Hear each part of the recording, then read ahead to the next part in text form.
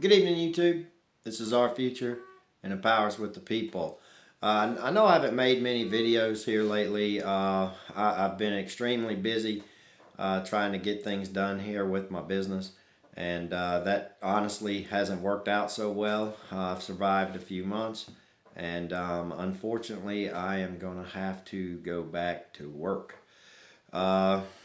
We've all changed our minds several times. The CDC's changed their mind several times. Andrew Fauci's changed his mind several times. Our politicians have changed their minds several times.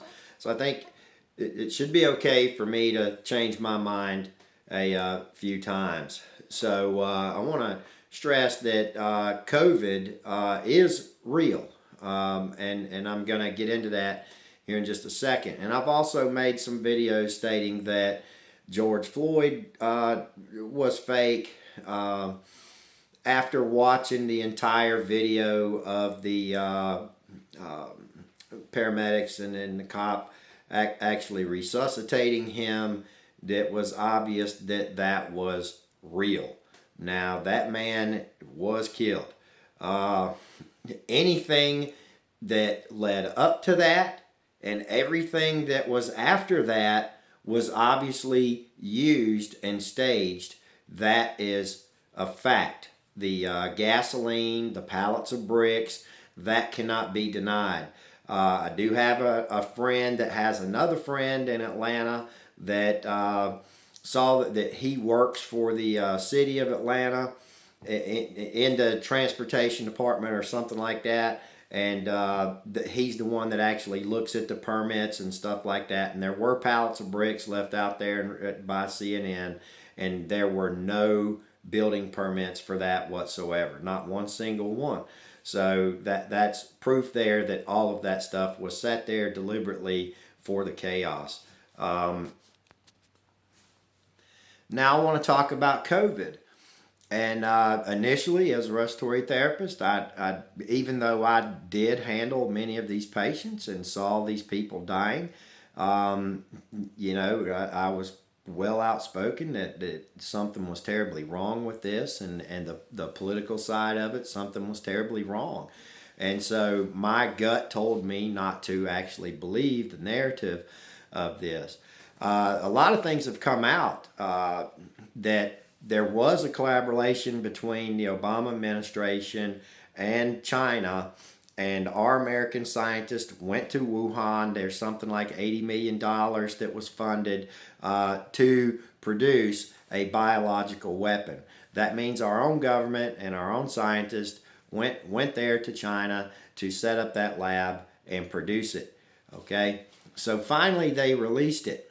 There are a couple of things about COVID that raise high questions, and that would be the hot spots that we saw: Albany, Georgia; Atlanta, Georgia; Albany, New York; all of these type of places. And if you look, there was a direct correlation with the 5G and these extreme illnesses from the COVID-19. So I believe there's a combination between this isn't fact. But I do believe there is a combination of the 5G disrupting the red blood cells, and then the COVID-19 able to capitalize on that. So there has to be a two-part thing to this, and that's what it is. Now, everybody says trust the science, trust the science, trust the science. But if we look back, it's always been for the last 20 years. It's been the Johns Hopkins University, or Society of Health Security, whatever you want to call them, the CDC, and these people every single year have come up with some kind of disease that's going to kill us all. There was SARS, there was Ebola, there was H1N1, there was Zika, all of these things, and now here we are with the COVID-19 that they actually have locked us down and destroyed our economy with. And I want to explain something to you. Why did they go so hard saying that SARS was going to kill everybody? Why did they go so hard saying Ebola was going to kill everybody when we never saw a case? Nobody ever saw it. Okay? Why did they say Zika was gonna, cause microcephaly on all these babies when we never seen that, and neither did Brazil? Well, I'll tell you, they probably actually did design those bugs to do exactly what they wanted now. But the problem is that here's an old picture of me. I'm gonna show you what happens with a virus, okay? Especially if it's a man-made virus. Here's an old picture of me and a friend of mine back in the Army and back in the day. All right. Now, if I take this original picture right here and then I place it into my printer, all right, and we make a copy, which I'm not going to do, but let's just say I make a copy of that picture and print it off, okay? Then we're going to take those two pictures and we're going to compare them, okay? Now, I will guarantee you, no matter how good a printer you have, okay, as we copy this picture, all right, you're going to know which picture is the original and you're going to know which one is the copy. All right. Now, if just as in a transmittable disease, and especially a man-made transmittable disease, okay, we're going to take the copied picture, all right, and we're going to copy it again. All right. Then we're going to copy it again. Then we're going to take that copy and copy it again and copy it again and copy it again. Millions and millions of times. Okay? So when that happens, which would be the exact same scenario because the disease has to replicate itself. All right? So from one human being to another human being, that disease, that virus is going to have to replicate itself again. So what happens is you have an initial boom of deaths and people getting really sick, and then it's going to just plummet. And that's what happened with Ebola. That's what happened with H1N1, which we still have. It's all over the country. It's all over the world. They test you for it for flu A or flu B. Okay? These are facts. So what happens is that over a very short period of time, the actual mortality rate is going to drop, and it's going to drop significantly. And then if we talk about the science, all right, and we actually talk about the deaths, okay, and still to this day, these news channels, every single time the news is on, they are more than willing to tell you, run the little thing down, the ticker down the bottom of the screen, Hancock County, 450,000 cases, 500,000 deaths, and all this kind of stuff or whatever. All of this stuff is designed to scare you. And the reality is that if you take a gunshot victim, a motor vehicle accident victim, a cancer patient, or a heart disease patient, or any of these other people, and you declare that death a COVID death, all right, you just lost your legitimacy, okay? And every physician and every nurse has to understand that if you're lying and you're misrepresenting exactly what that disease is doing to the patient, then you just lost your legitimacy. That's fake, that's phony, and that's not right. So this is obviously politicized to shut down not just the United States of America, but everybody needs to realize the entire earth. They've shut down the entire earth. I welcome people to look at Wuhan, China, and look at those millions of people that are locked inside their apartments and cannot even come out. And if they come out, they are literally physically tortured. So at night, these people open up their windows and scream in agony. Scream. It's heartbreaking to watch. And they've also done that in Europe and some other places as well. You're never going to hear that on the media, and those videos are really hard to find. So my point is everything that we've gone through as a country or the world this year in 2020, does it warrant what we've gone through for this disease? And I don't think any rational human being would agree. Not at all. I mean, there's no way. Okay, that this is all right, and they're continuing and continuing and continuing, and then they go, we will not ever get back to normal until there's a vaccination. All right. And so they're pushing this vaccination. They're going to push it as hard as they can. They probably will not allow at some point next year or maybe the year after, they're going to get to where they will not allow you to travel outside of your state, outside of your county, outside of your home, maybe, or even buy or sell unless you have the documentation for this vaccination. And we have to ask ourselves about these cell phones and 5G, 4G, 3G, 2G, all of these things.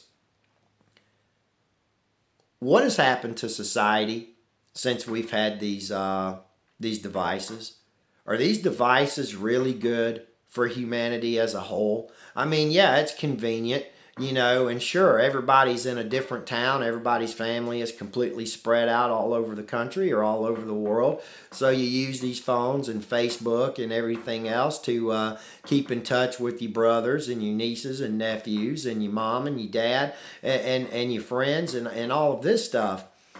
But is that really healthy? Because what do most people use these social media platforms for? Well, they want to see how many likes their picture got. They want to see how many likes their comments got. And they want to see how many comments, and all this kind of stuff. It's all egotistical things. And nobody talks to anybody anymore. And now we're supposed to cover our faces. Now we're supposed to stay 6 feet apart. And all of this, I mean, what about little children? I'm in my upper 40s. I mean, I think of how I was raised compared to how these little elementary school kids are raised now. I mean, what do you think that does psychologically to these kids? These kids are going to grow up. They're not elementary school kids forever. My son's about to graduate, and it just like that. But these are things that every American really needs to know. If the science is biased and the science is doing something to mislead you, then they've lost their credibility. All right, that's a lying witness. So you really have to be careful. This is deep state stuff. And I made a short little video last night. It actually depressed me to watch that presidential debate. And is that where we're going, or is that where we are now as a country? And actually, I lost a few more subscribers, I'm sure, because I said something against Trump again. But is that an honorable man? Is that a way to behave in front of the world?